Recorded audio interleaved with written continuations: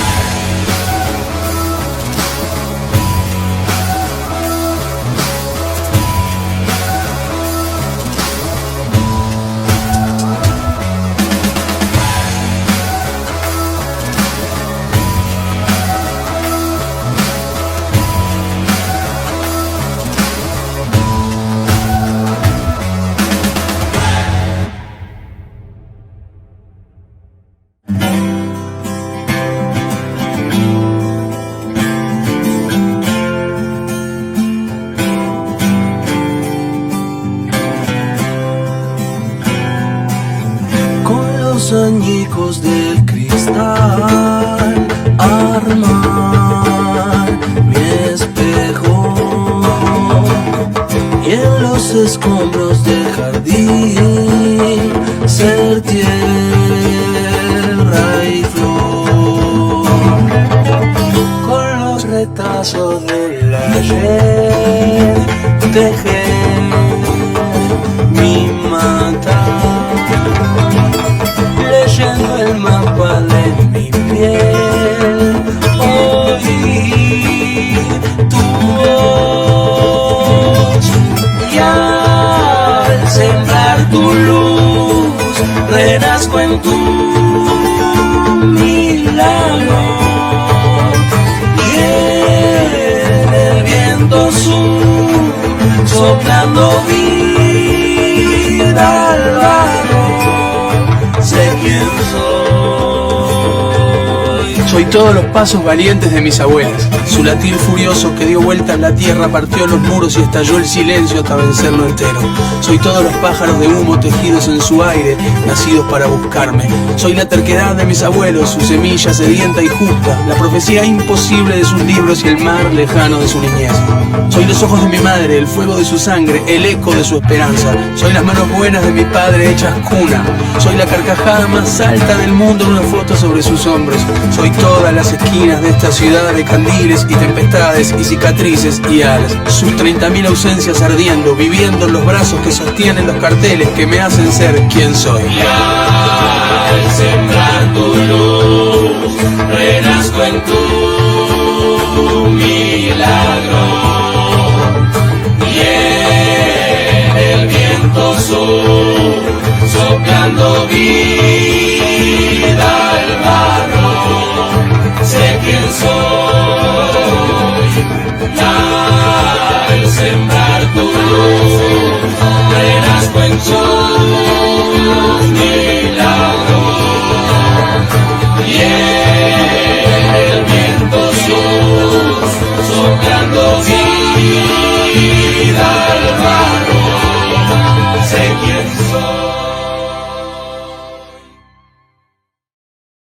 Bueno, ahora sí, buenas tardes chicas, buenas tardes Paola, buenas tardes Buenas Sara, tardes, bienvenidas. Buenas tardes, bienvenida gracias. Sara. ¿Cómo estás? Qué Gracias. gusto, Sara, Para mí encontrarnos. también. La verdad que siempre es un gusto poder encontrarnos para realizar. Ay, Te sigo viendo Paola. ¿Te perdimos? Se colgó. Bueno, ya va a volver Paola. Cosas que pasan cuando estamos haciendo las proyecciones en vivo.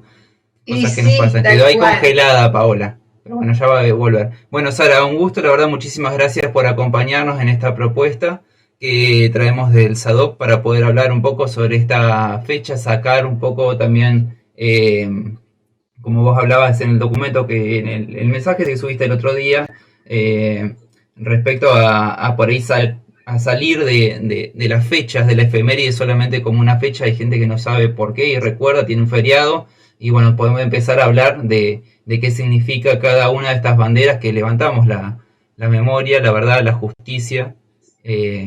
Bueno, ahí se me partió la pantalla, pero yo ahora voy a seguir.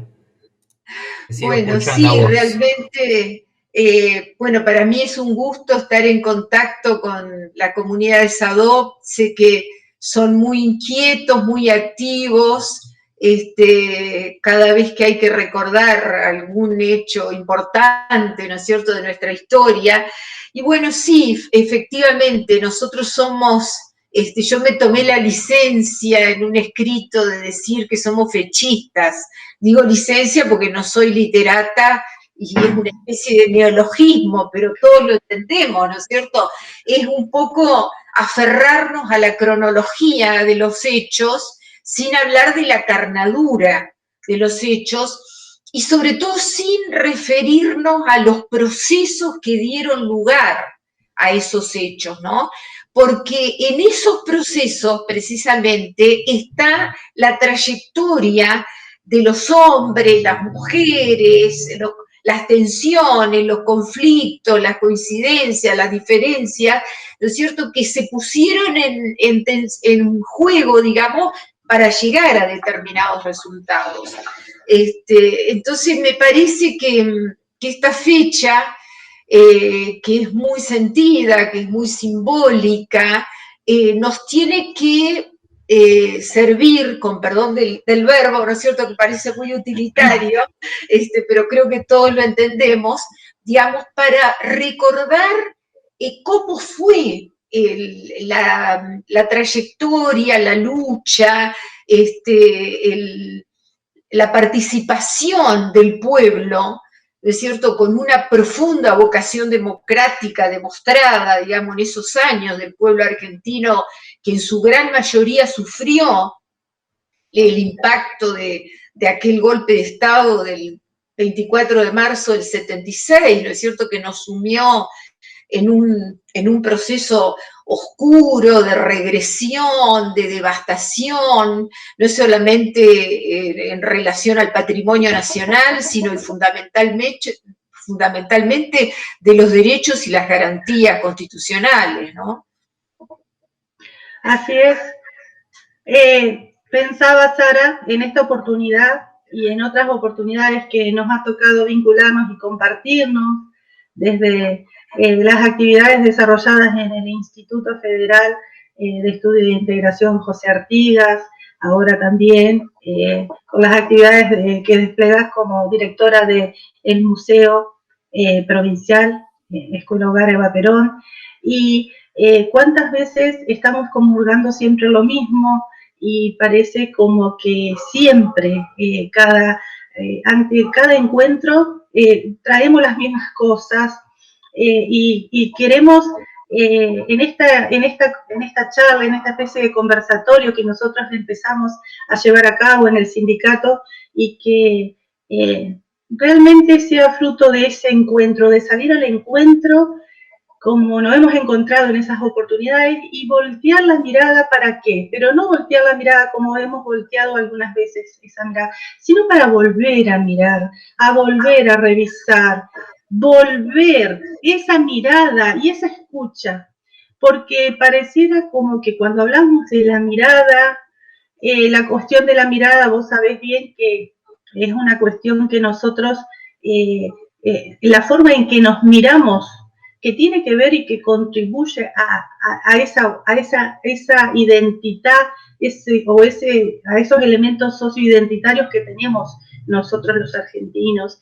Y hoy la cita, esa construcción de la memoria, desde qué lugar y cómo, desde qué lugar, no solamente cuando hablábamos con Sara, decía por ahí el tema de nosotros somos un sindicato docentes y siempre tenemos la mirada puesta desde la educación, por supuesto, pero esto es algo que nos atañe a todos, a todas, a todos los actores sociales, a todos, docentes, estudiantes, a la familia, a todos los miembros, es decir, tenemos que encontrarnos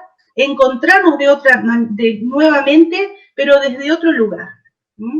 ¿Y por qué digo eso? El lugar que ocupa la historia, hablo y me amparo desde la disciplina que investigo, que estudio, que conozco, y que me parece que se ha vuelto muy necesario en base a lo que vos has dicho, sobre todo acerca de su papel decisivo que juega en la enseñanza y en la conformación de esa identidad. Pareciera que en esta perspectiva dice hay una palabra clave que va a sintetizar bien esa tarea que enfrentamos hoy, en especial sobre todo los docentes también, o los cientistas sociales, que somos los que buscamos esas categorías de análisis para interpretar la realidad, en un contexto que también es complejo. Y acá voy a tomar algunas palabras que son tuyas también, cuando en la revista Huella hablabas de que en este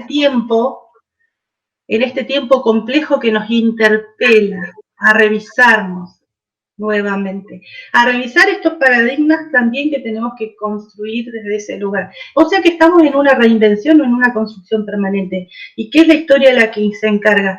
Y nuestra la tarea de buscar esa posibilidad y crear las condiciones para la reconciliación.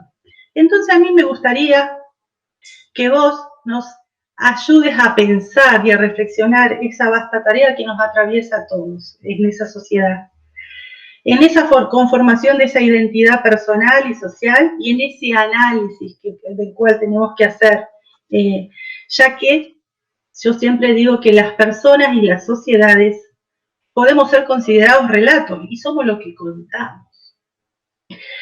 Según la historia que nos han contado es aquella historia la que nos queda inclusive desde pequeño, como dice Marta Ferro, es lo que hemos aprendido. Entonces el análisis va por ese lado. Y la pregunta que yo te voy a hacer para empezar a hacer esta reflexión es, ¿cómo se inscribe el pasado reciente de la Argentina en nuestra historia escolar que ha sido promotora de la igualdad homogeneizada?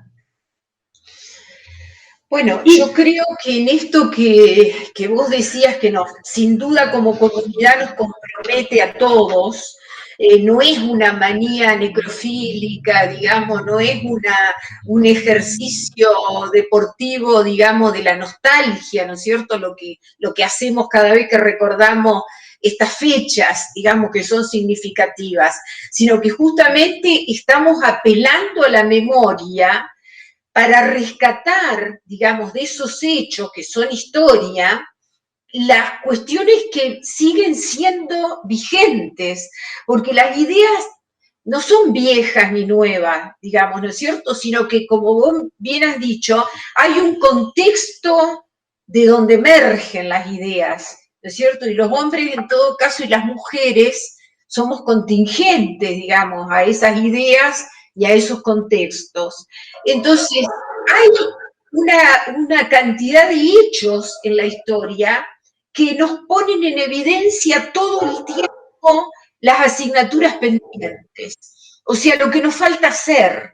Y a mí me parece que dentro de ese compromiso social que nos atañe a todos, ustedes como educadores tienen una noble, yo diría compleja y principal misión, ¿no es cierto? Porque se trata de construir memoria sobre la lógica de la desmemoria.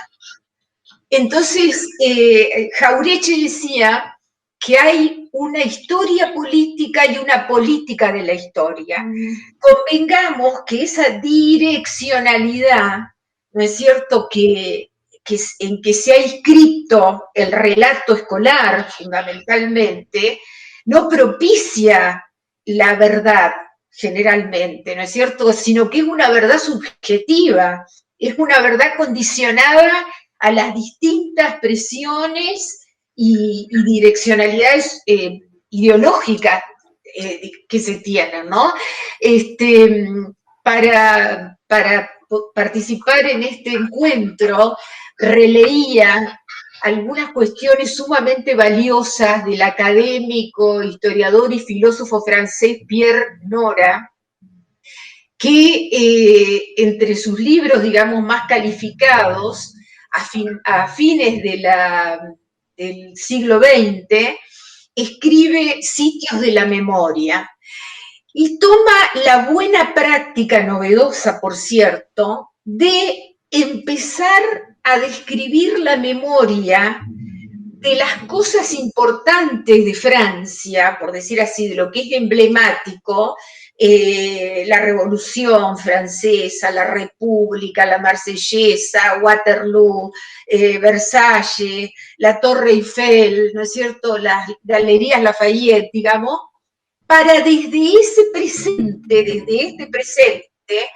que nosotros seguramente tenemos infinidad de ejemplos autóctonos, ¿no es cierto?, en ese sentido, hacer, digamos, la historia, la cronología, pero de esas cuestiones que son tangibles y presentes.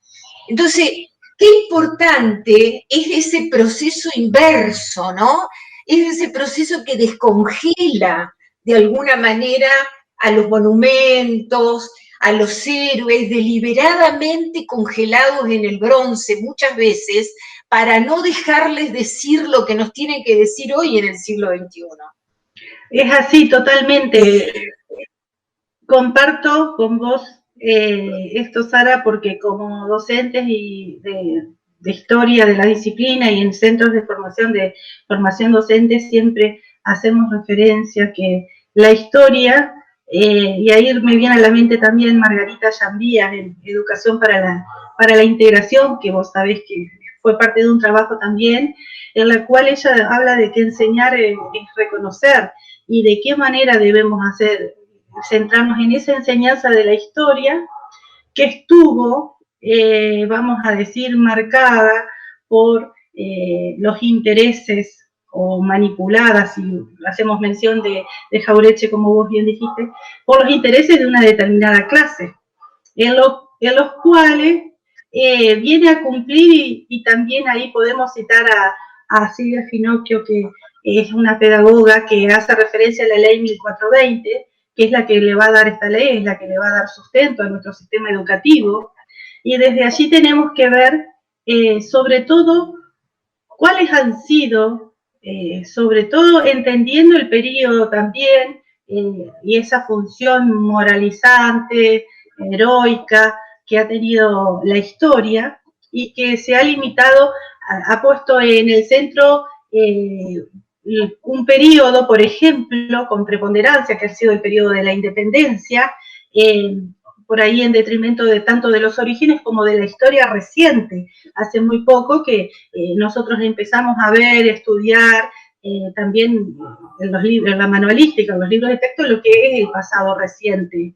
Es decir, que es muy reciente también, valga la redundancia, que nosotros tenemos todavía esa lente o esa miopía para poder entender. ¿Cuáles serían para ti? Perdón, insisto, es una miopía abonada por intereses políticos, porque no es actual que aquellos que en algún momento hasta insinúan la aventura insensata de cerrar el Congreso, por ejemplo, digamos, renieguen de la memoria. ¿No es cierto? Cuando nosotros hemos asistido dentro de ese proceso de regresión liquidadora, digamos, que se inició el 24 de marzo del 76, al cierre de las instituciones gremiales, de los partidos políticos, de las distintas organizaciones de la comunidad, del Congreso, de una justicia absolutamente venal al proceso, ¿no es cierto? Entonces, qué llamativo que se resistan como si fuera paralizante de alguna manera para avanzar, volver a hablar del pasado, cuando es exactamente al revés, yo creo. Porque todos los pueblos tienen una raíz, ¿no es cierto? Es como la historia individual. Yo recordaba el otro día en un medio, quienes hemos tenido la tristeza de perder a nuestros padres, sabemos que se siente algo así como un piso que tiembla abajo, ¿no es cierto? Porque es perder una parte de nuestras raíces. Y esto es lo mismo. Aquí. Y ese pasado, fíjate vos, cuántas cuestiones de alguna manera se nos presentan tan vívidas, a pesar de que hace 45 años a los que vivimos ese proceso, y podemos transferirle esas sensaciones a las generaciones jóvenes, que sé que es una preocupación compartida con ustedes, digamos, porque ellos son permeables a ese argumento de no volver al pasado, de la letanía, de que Malvina también es una cosa de antes, son cuestiones irresueltas de nuestra sociedad. Si hoy vemos la incapacidad que parecemos tener para reunirnos todos en nuestras diferencias e impulsar un proceso virtuoso de recuperación del país, de bienestar de nuestro pueblo, de producción y trabajo y todo lo demás, ¿cómo no recordar que esto es como un paso atrás lo que estamos viviendo? Porque nosotros, en plena dictadura, devastados, desmoralizados, habiendo perdido amigos y afectos, ¿no es cierto?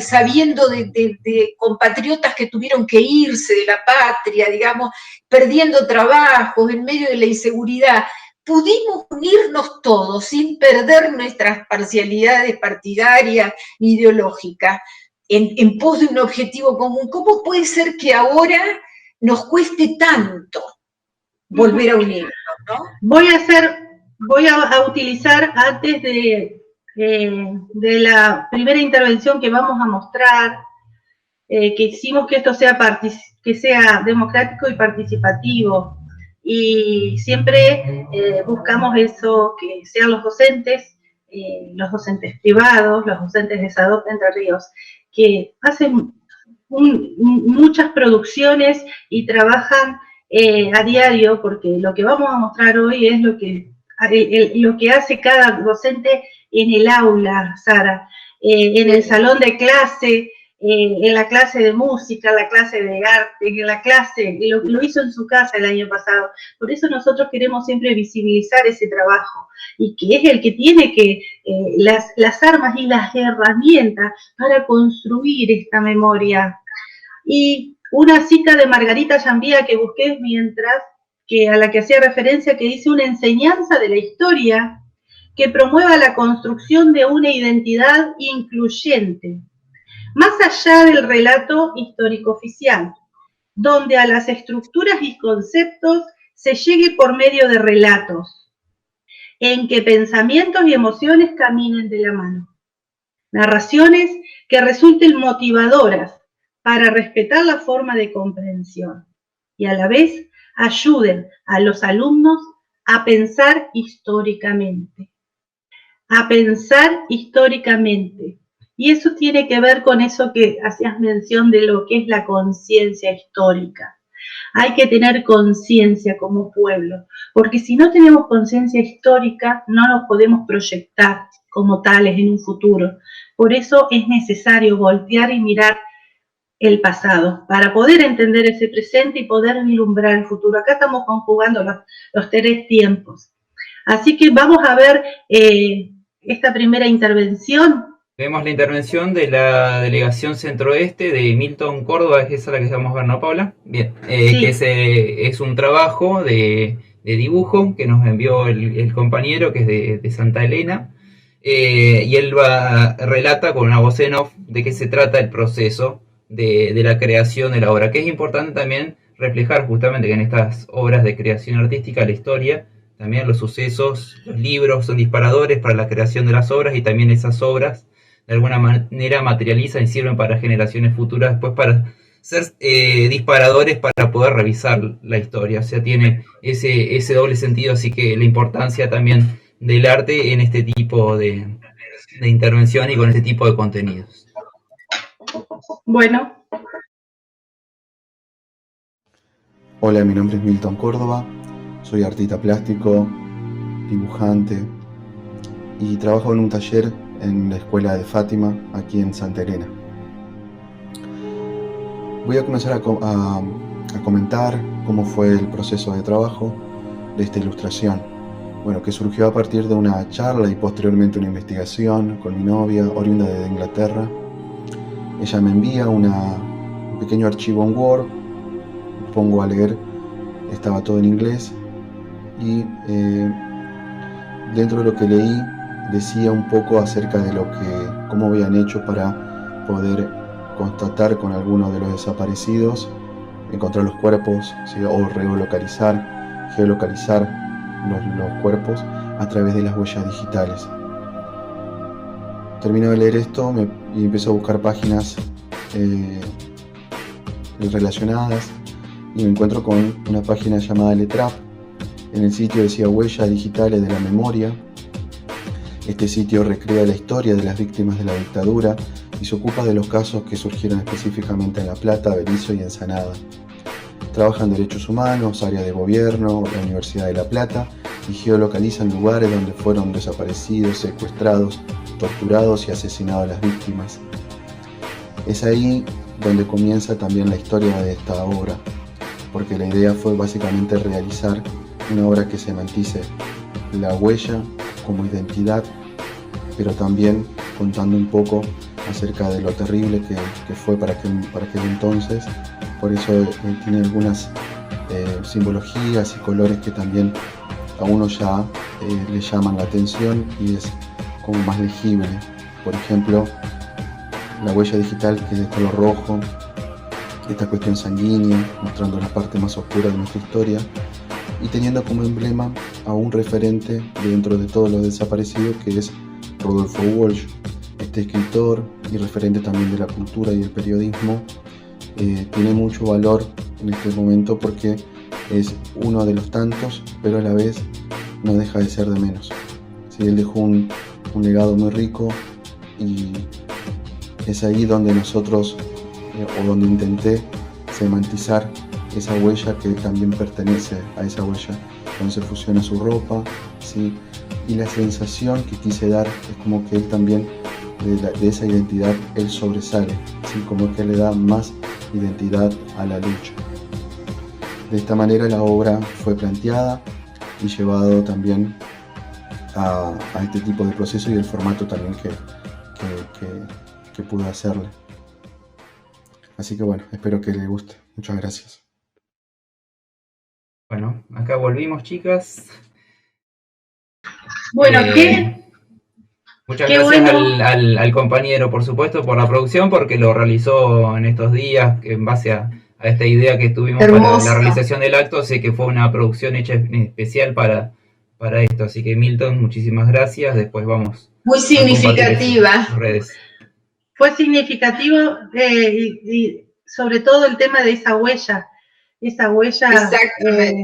hoy hablamos de una huella digital porque ya estamos en esta era de la huella digital, pero cuántas huellas y cuántas fuentes, Sara, para trabajar en la escuela y trabajarlo también en la sociedad, así desde como te toca a ti, desde un museo, desde otros institutos, que se trabaje, que se investigue, que se busquen esos testimonios orales, esa historia viva, porque hay una clara diferencia cuando hablamos de la historia y de trabajar porque generalmente la historia nos remite a un pasado muy lejano, donde uno tiene que trabajarlo a través de documentos y de otro tipo de fuentes, pero si nosotros queremos hacer una historia que esté más cerca y que sirva de herramienta para construir esta identidad, esta memoria, y comprometerlos a nuestros jóvenes, a nuestros adolescentes, y hacerlos más partícipes e involucrarlos y comprometidos, tenemos que trabajarlo de esa manera. ¿De qué manera? Mi pregunta ¿es posible pensar en articular la memoria de otra manera?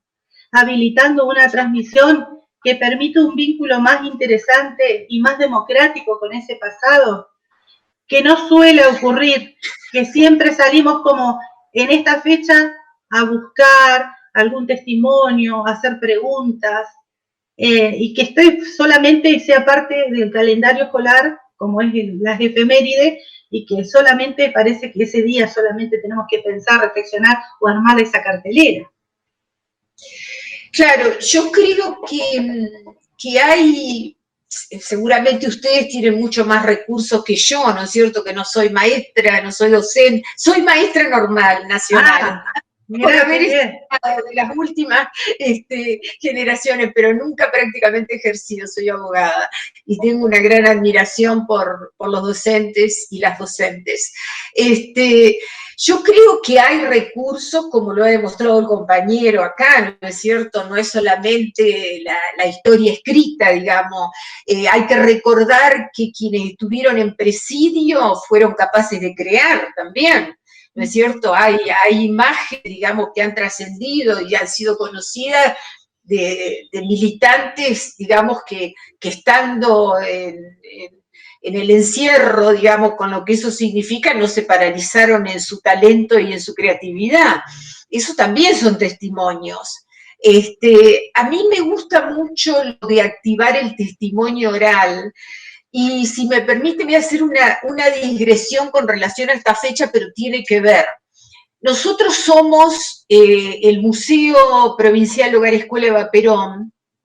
Siempre decimos que somos una reserva de la memoria, porque si alguien padeció viva y muerta, digamos, la tarea de borramiento, de subestimación, de ocultamiento y de desmemoria fue Eva Perón y su obra, ¿no es cierto? Entonces, nosotros hemos tenido la oportunidad de acceder a testimonios orales, por ejemplo, de una persona, y eso está en una de nuestras producciones audiovisuales que se exhiben al visitante, una exalumna de la Escuela Hogar que intervino por orden de sus superiores, de sus maestros, digamos, en su generación, en la tarea de borrar literalmente el sello de la Fundación Eva Perón en los objetos que se encontraban en el complejo.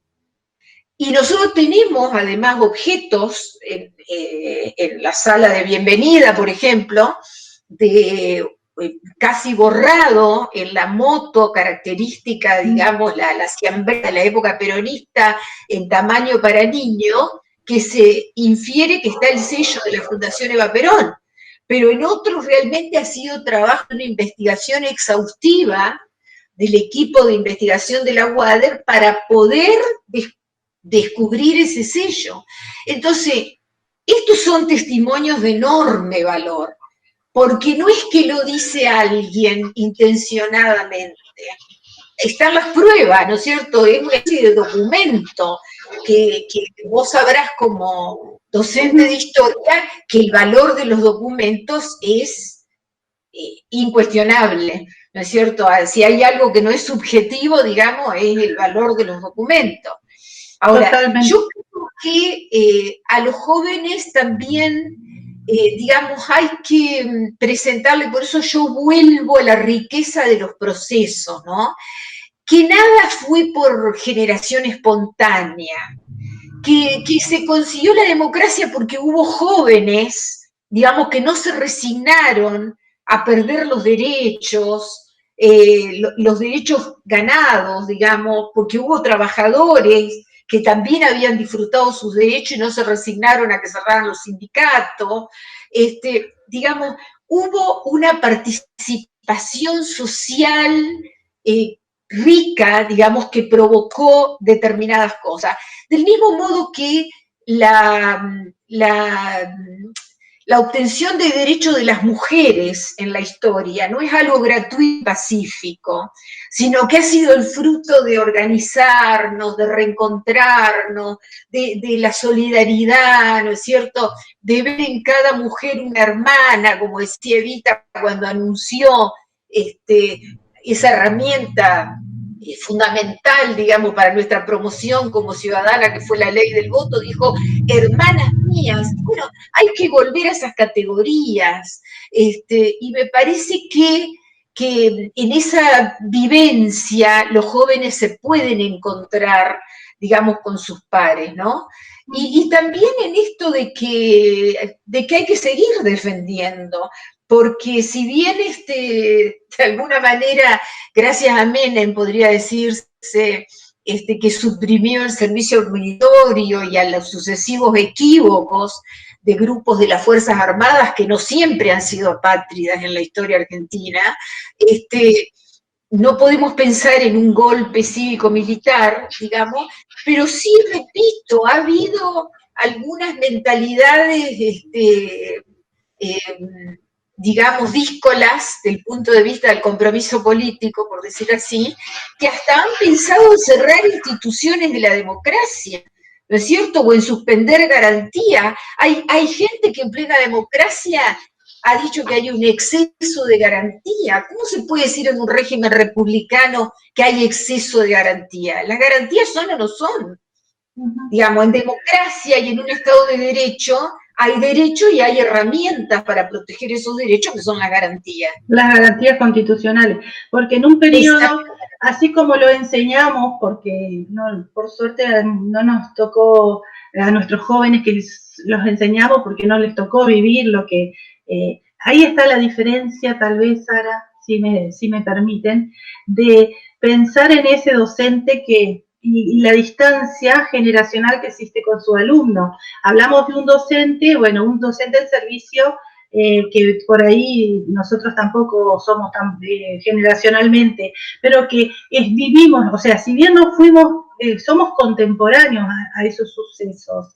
Y también hemos sido formados en esos centros nuestros de formación y seguimos muchos dando clases a los mismos centros, en los que por ahí también hemos tratado de que, más allá de que ahora apareció en el calendario escolar, a partir de la ley que se promulga en el 2002, de poner el 24 de marzo como ese Día de la Memoria, y por la verdad y por la justicia, pero también hacernos cargo, como vos bien decías, también cuando se hablan de otras cuestiones que interesan mucho a los estudiantes, a los adolescentes y a los jóvenes.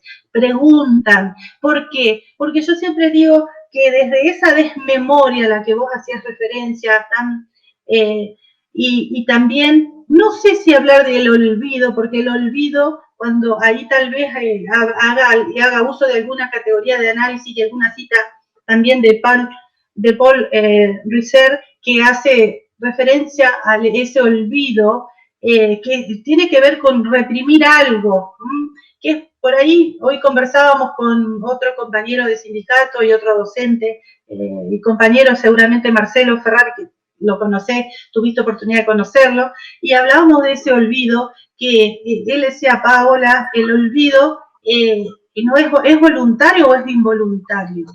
Eso que dejamos, también hoy hablábamos de cuando hablamos de esas categorías y que se conjugan, y una especie de, también se puede hablar de una amnesia cultural, porque sabemos que hubo expresiones artísticas, que hubo manifestaciones culturales, que hoy Rubén también publicaba lo de los libros escritos en este periodo y que fueron obviamente aculturados, digo yo, porque no había, como que en este periodo no había cultura. Yo le explicaba en esa charla a Marce hoy hablando de que hubo mucha producción y que esa es la fuente hoy, esa es la fuente, esta manifestación, como lo va a ser la fuente, lo que se está se produce ahora, pero en este contexto y con esta mirada que difiere de aquel contexto y que no es menos válido o no, que tiene que ver con otros tipos de relatos. Somos todos, la historia es relato, como decía, somos lo que contamos, y la experiencia, yo creo que esa experiencia y ese ser parte hace que tengamos, porque somos sujetos culturales y somos lo que tenemos que entrelazar esta cultura, y porque es con lo que van a estudiar y lo que nos van a leer y nos van a escuchar nuestros jóvenes también. Y si queremos construir, somos parte. No podemos seguir diciendo es porque se olvidó, porque dejamos la desmemoria, que como categoría de análisis está perfecta y me encantó ese concepto que te había dicho, pero ese olvido también, y eso de y de la mano de eso también hay algo que tiene que ver, que si no hay olvido no hay perdón. El perdón, ahora busco la cita que había anotado, que el perdón es lo contrario del olvido de huida. Solo se puede perdonar lo que no se ha olvidado. Lo que debe ser quebrado es la deuda, no el recuerdo. Pero por otra parte, el perdón acompaña el olvido activo, aquello que nosotros hemos vinculado con el trabajo del duelo, y en ese sentido que él cura. Porque aquel alcanza no los acontecimientos cuya huella debe ser protegida, sino la deuda cuya carga paraliza la memoria. Y por extensión, la capacidad de proyectarse de manera creativa hacia el porvenir. Y es toda la dialéctica del pasado y del futuro que se vuelve a poner en movimiento. El proyecto aprovisionando en la reserva inmensa de las promesas no mantenidas por el pasado. Es la cita que yo te decía de Paul Ricoeur, que en este sentido habla también de narrarlas desde el punto de vista del otro, lo que ya hemos estado hablando, del otro, mi amigo o mi adversario, mi amigo o mi adversario. Y que a mí me gustaría que vos, a través de tu mirada, de tu experiencia, y escuchándote en esta oportunidad valiosísima, nos cuentes desde dónde, porque vos hiciste esa introducción que contaste que tenemos que buscar en los procesos, que me parece bárbaro. Pero nuestra historia, hablaste de Francia, nuestra historia argentina, ¿desde dónde deberíamos buscar? Nosotros hablamos de lo que es la eliminación del adversario, del que piensa distinto, o en ese terreno de las ideas. Y vos mencionaste hoy el periodo con Eva Perón y lo que se llama la historia, la desperonización. Viene desde allí, desde el 1955, podemos ponerle una fecha, ¿cómo inscribirlo? Desde Malvinas, que también mencionaste, porque no solamente la memoria es para el 24 de marzo. Yo creo que viene de mucho antes. Me parece que hay una suerte de, acá no se ha destacado suficientemente la revolución política que significó el irigoyenismo, por ejemplo, ¿no es cierto? Y el propio partido al cual perteneció Hipólito Yrigoyen no lo ha reivindicado. Por decir algunos, ¿no es cierto? Bueno, los desencuentros de fines del siglo XIX, la lucha de unitarios y federales. Yo modestamente pensaría en que hay que rediseñar el relato de la historia. Primero porque hoy también recordaba aquello que dice Eduardo Galeano en Memorias, que se sorprendió y se escandalizó en realidad buscando en Chicago un monumento a los héroes, a los mártires de Chicago, que dieron origen al 1 de mayo, ¿no es cierto?, como fecha magna, digamos, para los trabajadores. Bueno, no solo que no hay un solo monumento en Chicago, sino que Estados Unidos es un día cualquiera, digamos, en Estados Unidos, ¿no? Entonces él dice que después con el mismo amigo que lo lleva, recorre y ve en una librería un verdadero hallazgo, que es esa frase de que hasta que los leones, algo así, no sé si es literal, pero hasta que los leones no aprendan a escribir la historia la van a seguir escribiendo los cazadores. Y creo que esto es un poco la constante. Digamos, cuando nosotros decimos los pueblos escriben memoria, los pueblos hacen historia. Digamos, los pueblos tienen memoria, pero los que escriben el relato de la historia generalmente no son los pueblos, sino que son aquellos que combatieron a las mayorías, ¿no es cierto?, que provocaron una guerra fratricida como la guerra del Paraguay, me estoy refiriendo a Mitre, digamos, y sobre todo, Paola y Agustín, yo creo que hay que rediseñar la historia en un sentido interdisciplinario, para que sea contextualizada, para que advirtamos que tiene que ver con la geografía, que Güemes no actuó como actuó porque vivía entre las cuchillas de Entrerriana. Digamos, ¿no es cierto? Que Ramírez, digamos, era un hombre producto del contexto natural de Entre Ríos, y si querés, de toda la banda oriental también, que somos tan afines hasta en la naturaleza, ¿no es cierto? Por dar ejemplo. Digamos, y en este sentido, esto de reformular la historia también va a hacer justicia sobre el papel que tuvo en la construcción de la patria al interior. Porque realmente vos te ponés a repasar y decís, ¿qué generó Buenos Aires? Digamos, de lo que es nuestra identidad nacional. Digamos, fue el interior, y sin embargo, hoy tenemos un país federal con una cultura unitaria, digamos, o con un relato de la historia unitaria. Yo creo no cometer una insolencia, porque todos hemos asistido a alguna anécdota similar, de que un porteño no sabe si Rosario está cerca de Paraná, si Entre Ríos es Santa Fe, o si Paraná es Santa Fe, digamos, es inconcebible.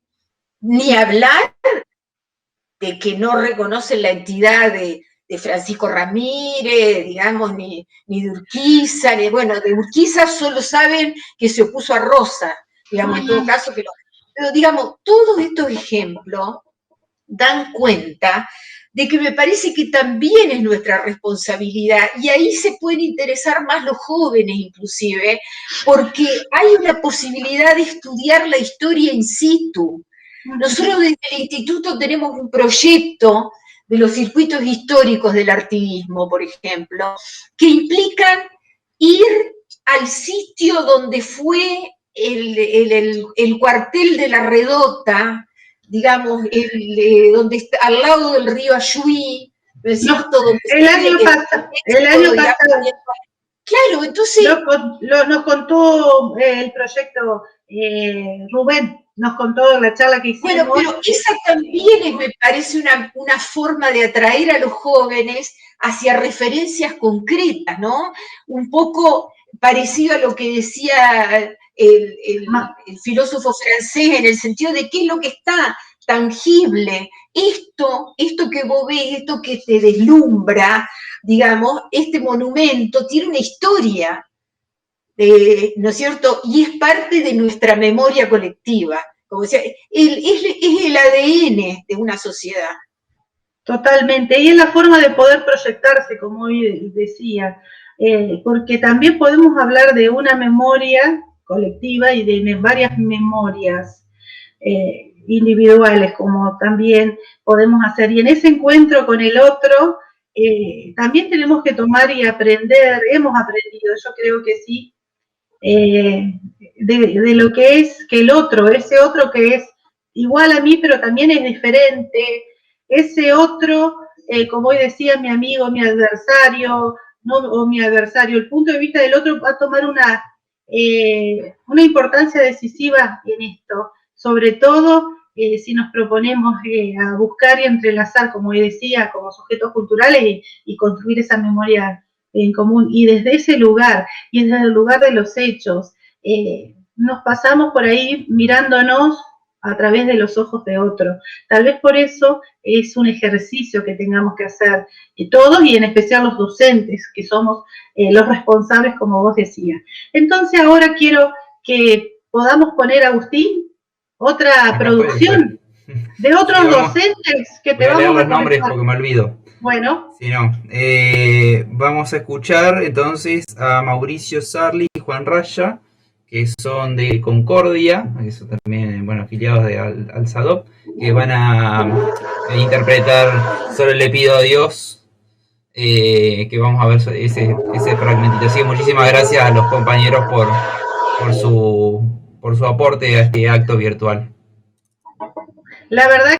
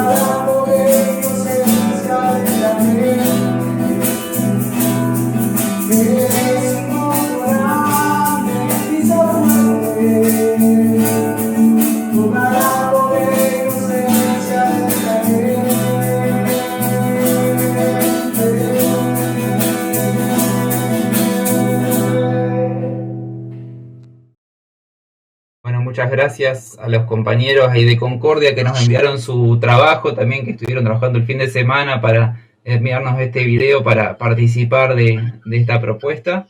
Y continuamos entonces, Paola y Sara, con el último espacio, que vamos a reflexionar ahora, como veníamos hablando recién, del tema Malvinas, que también es una fecha que la tenemos ahora dentro de poco. La verdad que también hablar del calendario, yo siempre hago este análisis, Sara y Agustín, que es un calendario, que tenemos un calendario como el calendario litúrgico, es un ritual que en todos los años del ciclo educativo se revisa, se repasa y se hace, desde el primer eslabón hasta el último, en todos los centros de formación, y que es todos los años y a la misma época, y que todos los años hacemos lo mismo. Es decir, de que buscar buscar cómo no sea solamente, obviamente, que hoy no hablamos de un día de conmemoración, sino que es un día de reflexión, a diferencia de otros en esa fecha, pero que resultan y se llaman efeméride, y que los profesores de historia y los que trabajamos en la disciplina, muchas veces decimos, pareciera que las ciencias sociales o la historia de las escuelas están presentes solo en las efemérides, en las carteleras o en los actos, y que bien sabemos también que es algo que en otras oportunidades lo hemos también conversado, y que es algo que también buscamos en qué lugar vamos a encontrar, porque si queremos que nuestros estudiantes sean ciudadanos críticos, sean ciudadanos que tengan esa memoria, que se involucren y que tengan participación, somos los docentes los que tenemos que estar y encargarnos de generar esos tipos de proyectos de trabajo auténtico, interdisciplinario, como vos proponías de la historia, y no que nos toca trabajar el 24, porque marzo ahora le agregamos al calendario marzo, tenemos el 8M que hicimos, que es las 3M, la mujer, ahora el 24 de marzo, desde el año 2002, como les decía, con una ley de la semana del Día de la Memoria, y también tenemos la gesta de Malvinas, que es la M de Malvinas, pero que en el calendario lo ubicamos en abril, y que son parte de ese pasado reciente, y que es el que, habiendo más fuentes, testimonio, historia viva, es a lo que más difícil se nos hace preparar y ver. Sobre todo, digo preparar porque cuando decimos, uy, nos toca preparar el acto, ay, qué suerte que por ahí buscamos la aliada de la profe de historia, que es la que no sabe, qué sé yo, pero a todos nos toca, no solamente a los profesores de historia. ¿Y cuál es esa imagen? Inclusive yo siempre tengo y cuento la imagen del veterano que venía a izar la bandera ese día en el patio de la escuela, y donde estábamos todos tempranitos expectantes y mirábamos. Y año tras año venía ese señor izando la bandera. ¿Cómo vamos a volver siempre sobre lo mismo y no? Pero ¿cuáles son las imágenes que quedaron impregnadas en la sociedad? ¿Qué huellas tenemos en la sociedad que son parte de esas memorias de esto, Sara? ¿Desde dónde buscamos los docentes construir esa memoria en nuestros estudiantes? ¿Cuáles son las huellas que nos quedaron a nosotros?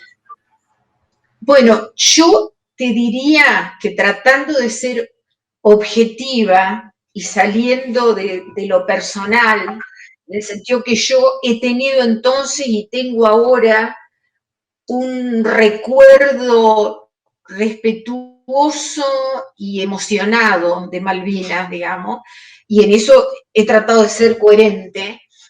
Respecto de Malvinas hay una actitud maniquea en el sentido de los que les gusta rescatar de la historia lo que les gusta, valga la redundancia, como si la historia no fuera total, sin beneficio de inventario, con sus claroscuros, ¿no es cierto? Porque ha sido hecha por seres humanos, no hay que olvidarse de eso. Entonces, y otros tienen una actitud vergonzante. ¿Qué quiero decir con esto?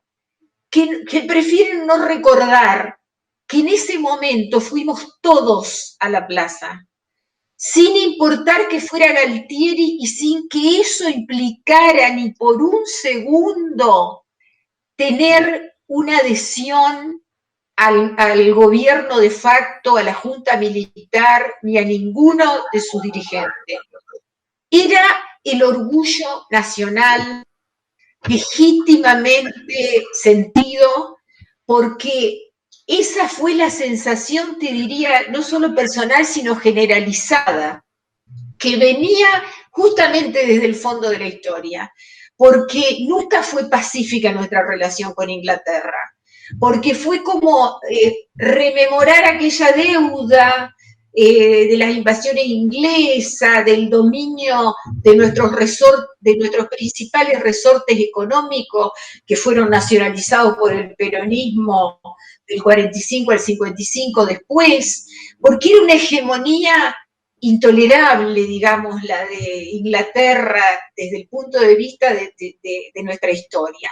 Entonces fue esa sensación de sentir la legitimidad de ser soberanos, digamos, de recuperar una parte de nuestro territorio nacional no pensamos en la desigualdad de fuerzas, si querés, si nos remitimos al tecnicismo militar, diría yo, no pensamos en quién había tomado la decisión, eso era secundario con respecto al fervor nacional que significaba acompañar a nuestros combatientes en esa patriada, en esa gesta.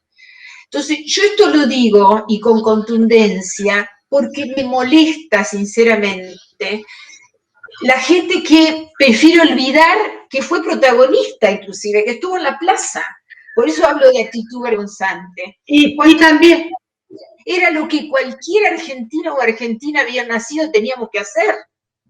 Y también es una etapa, un momento histórico que se lo recuerda, ¿viste? Como cuando decimos, ¿qué estaba haciendo cuando, no sé, cuando cayeron las Torres Gemelas? ¿Qué estaba haciendo cuando, en eso de que tiene que ver con esa historia viva y esa historia reciente? ¿Qué estabas haciendo vos cuando?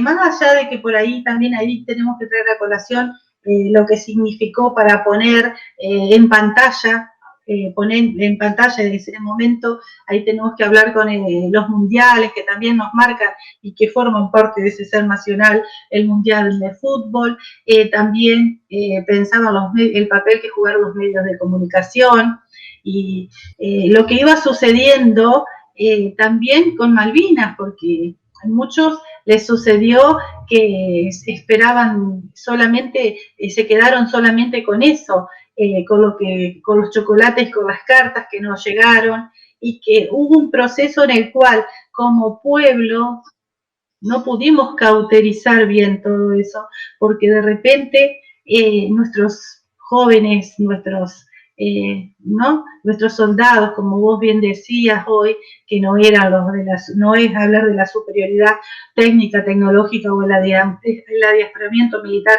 que pudieron haber tenido los ingleses en la isla, nuestros hijos, nuestros patriotas, nuestros héroes, como llaman, nos llevó mucho tiempo también, y no sé si es parte de esa desmemoria o de ese olvido, y nos sigue pasando. Nos sigue faltando un reconocimiento cabal desde el Estado.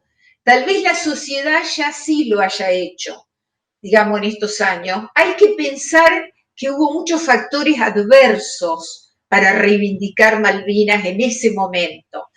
Primero lo que te decía de que estábamos muy enfrentados a la dictadura. Si vos me preguntás qué estaba haciendo yo en ese momento, te lo resumiría en la palabra resistiendo.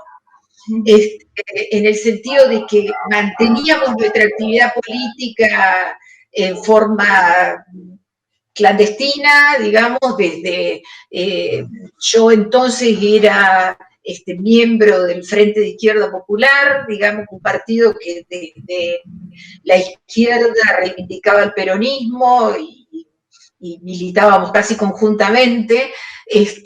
Participé en el nucleamiento de mujeres políticas junto a mujeres muy comprometidas en esta lucha desde siempre, como Rosario Romero, digamos, nuestra actual ministra de Gobierno, por decirlo, Noemí Berro, una camarista del Fuero Federal, desde distintos partidos, pero estábamos unidas en ese propósito.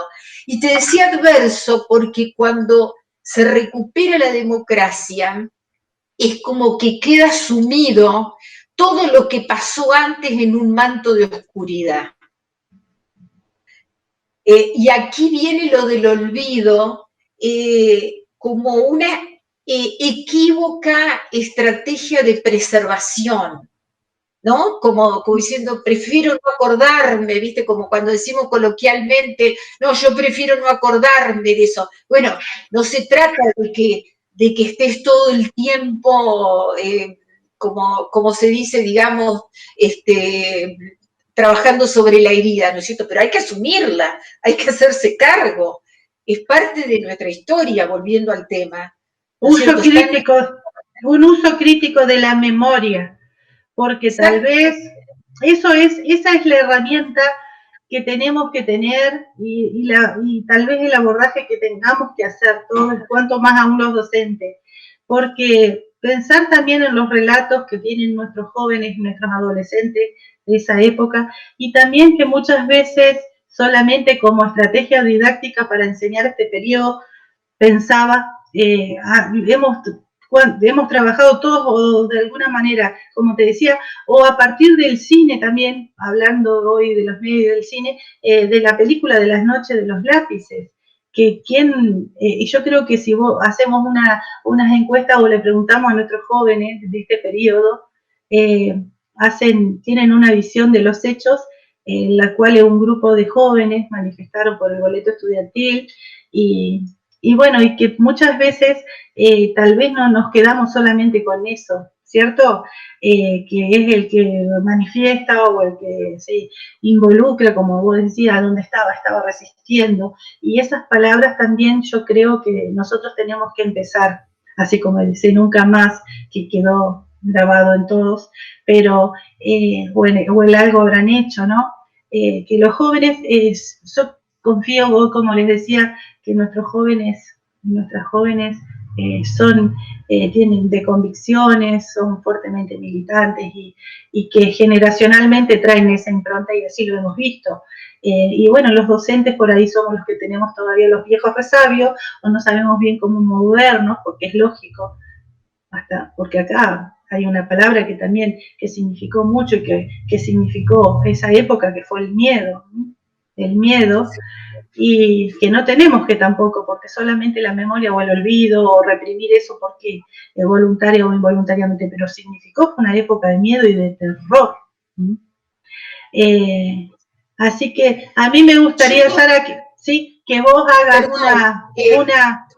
una reflexión. El miedo todavía persiste hoy también, me parece importante destacar eso, como esa idea del miedo es una cuestión todavía presente, inclusive ahora estamos con las investigaciones sobre los vuelos de la muerte acá en el Delta y es muy difícil sacar inclusive a las personas que viven en esos lugares que puedan hablar, que puedan decir, que puedan poner en palabras esas vivencias. Por eso es muy meritorio, Agustín. Nosotros justamente desde el museo hicimos un conversatorio con el doctor Candiotti, fiscal federal de Entre Ríos del Fuero, que tuvo oportunidad de intervenir prácticamente en todos los juicios por delitos de lesa humanidad en Paraná, y es muy meritorio en ese sentido, tanto el trabajo de los abogados, digamos, que acompañaron, como el valor de las víctimas para dar testimonio de algo que además es tan movilizador y tan doloroso, ¿no es cierto?, para quien ha vivido esos padecimientos. Entonces, yo creo que ellos son un ejemplo, bueno, como son las madres y las abuelas, digamos, de que el miedo no tiene que paralizar, ¿no es cierto?, sino que el miedo en todo caso tiene que ser para que nunca más haya miedo, digamos, una motivación para actuar, ¿no es cierto?, para defender, para consolidar esta democracia. Y yo con respecto a los jóvenes y Malvinas, Paola, no quiero olvidarme de decir algo, la desmemoria es un trabajo tan perverso que sobre el tema de Malvinas, que ustedes quizá coincidan conmigo en que quedó la imagen victimizada de los jóvenes. Pobres los jóvenes que fueron llevados, pobres los jóvenes que pasaron frío, esa parte de la versión, cuando en realidad estos jóvenes que hoy terminan la escuela secundaria, por ejemplo, prácticamente tienen la edad de los excombatientes y deberían rescatar el valor, el arrojo, el heroísmo también, ¿no es cierto?, como una virtud. Digamos, reivindicarlo como patriota, digamos, más que esa parte solamente, digamos, de las víctimas, ¿no? Pero eso también me parece que hay que rescatarlo. Y sí, es la tarea desde una pedagogía, desde esa otra mirada, que es lo que venimos haciendo desde el otro y sobre todo poniéndonos en el lugar, ser más empáticos sobre todas las cosas, porque no es lo mismo, yo creo que ningún docente no es lo mismo enseñar las guerras púnicas que enseñar la guerra de Malvinas. Tal vez creo que es como hoy te decía, es parte de nuestra idiosincrasia y y de nuestro ser nacional. También pensar en términos de conflictos bélicos, lo que significó una guerra y también educar para la paz, como hacemos, algo que no vuelve a poder ocurrir, como es fíjese nunca más, y qué significa, pero que estamos siempre en un estado de guerras en el sentido de que hay intereses, cuáles eran, y empezar a ver los conflictos desde otro lugar, ¿cierto? Hasta de un modo objetivo, si se quiere, porque yo creo que también nos ha pasado eso a los argentinos, más allá de que tiene que caminar junto la razón y la emoción, como decíamos, y entrelazarnos y todo, pero también nos pasa eso, somos muy de un bando del otro, buenos y malos, héroes, creo que tal vez tengamos... También reconocer que no hay una historia de ángeles y demonios, ¿no es cierto? Eso te iba a decir, la teoría de los dos. Seguro. Exacto. Bueno, todos han tenido un aspecto bueno. Vamos a tener que redondear porque Sara tiene que ir a una entrevista en la tele y no queremos tampoco abusar de su tiempo. Quería dejar nada más agradecer a los compañeros que se han conectado, a Liliana Mascanfroni, que escribe desde Córdoba, a Leandro Pereira de Concordia, a Ale Frank, que escribe también de Concepción, a Diana Ferrari de Gualeguaychú, Ana Godoy también, que está en Concordia, Claudia Galván, Marcelo Ferrari, bueno, de Paraná y Gualeguaychú, Leticia, Leonardo, y también acá de Gualeguaychú, Milton Córdoba, un beso y enorme bueno, Patricia López, y a Rosa María Olga Ramírez, querida Sara, Gracias. Nuestra compañera Rosa María Ramírez, que está aquí también. ¿Cómo no? Estamos trabajando, gracias, estamos trabajando articulada y estrechamente, ahora que tenemos el privilegio de tenerla como coordinadora pedagógica en la escuela hogar. Así que bueno, un beso enorme.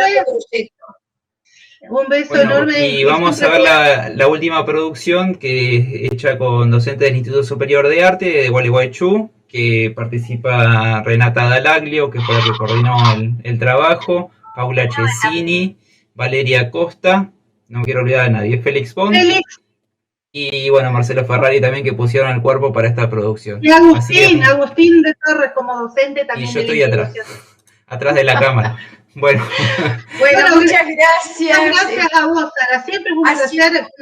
Un gusto enorme y felicitaciones por esta consecuencia, por esta persistencia en la memoria, que es una noble tarea como educadores. Muchas gracias por tu participación y bueno, que la puerta quede abierta para futuras otras intervenciones. Muchas gracias. Bueno, muchas gracias a todos entonces y vamos con el último video y ya nos despedimos. Hola compañeros de SADOP, desde aquí, desde Gualeguaychú, tenemos el agrado de compartir con ustedes un trabajo audiovisual que hemos hecho con un grupo de afiliados para conmemorar este 24 de marzo. Nosotros pertenecemos al Instituto Superior de Arte. Espero que lo disfruten. Un gran abrazo.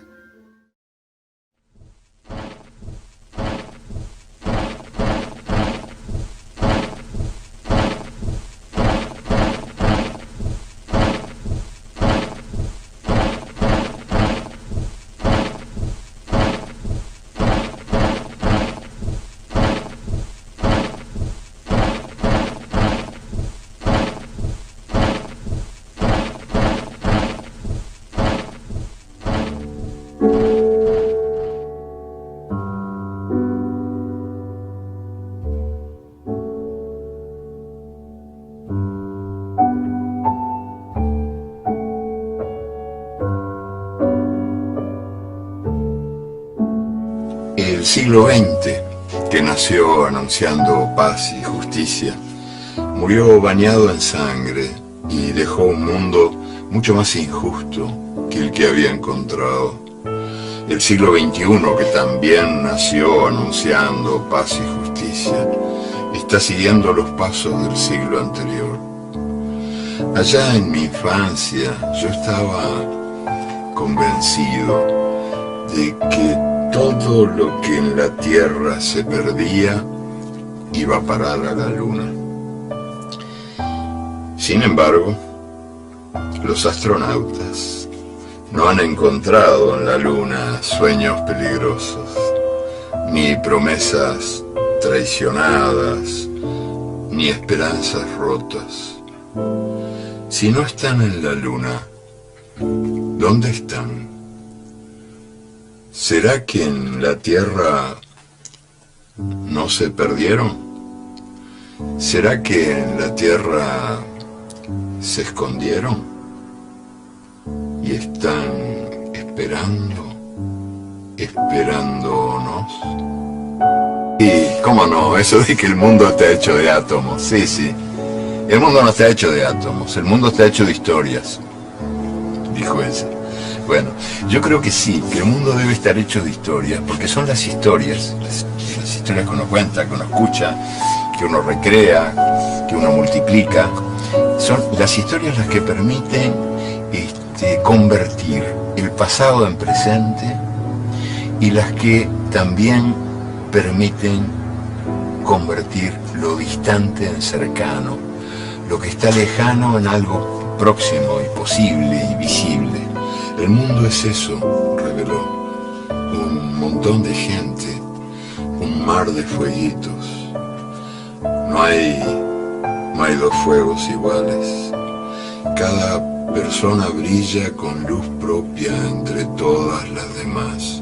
Hay fuegos grandes y fuegos chicos y fuegos de todos los colores. Hay gente de fuego sereno que ni se entera del viento. Y hay gente de fuego loco que llena el aire de chispas. Algunos fuegos bobos, no alumbran ni queman, pero otros arden la vida con tantas ganas que no se puede mirarlos sin parpadear, y quien se acerca se enciende.